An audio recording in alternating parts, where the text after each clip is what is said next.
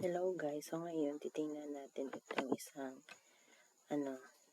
street food sa India. So kung titingnan natin yung chicken, parang nilalagyan niya ng paminta. So kita natin si tatay nasa gitna siya. So kinakamay niya yung pangsahog. So pagkatapos na malagyan, bali si tatay siguro yung taga-tansya kung ilan yung ilalagay ng mga seasoning, pati yung pangsahog. Yan yung isa naman yung taga-mix.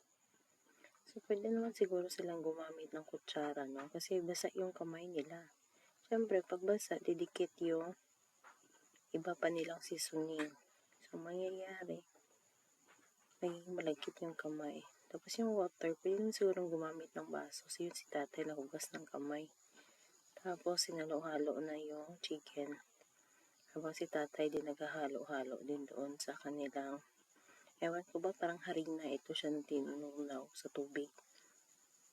May kasamang flour na yun, si tatay naghugas ng kamay. Tapos nilagay doon sa kanilang seasoning. Doon sa harina. Pala na tinunaw. So yan na yung chicken. Nakahanda na. So nagmix na yung talaga ingredients. So yan, sinasalampak.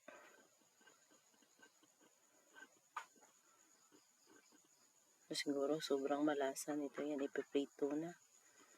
So ipiprito na ni auntie. So ang laking hiwa naman ng mga manok na ito. Yan.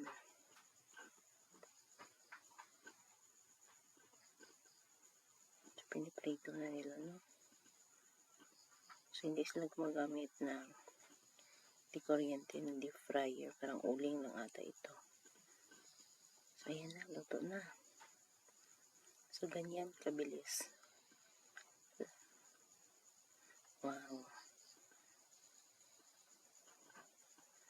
So ayan na, luto na kaagad.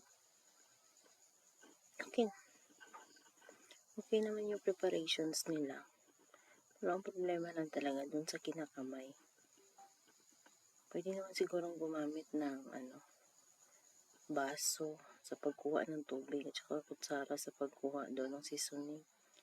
At saka gumamit din sana ng sandok sa paghahalo ng pagkain, diba? Tapos si tatay, pwede naman siguro bigyan siya ng upuan para hindi siya doon nakasalampak doon sa area na pinaghahaluan. Wow, ang daming customer guys.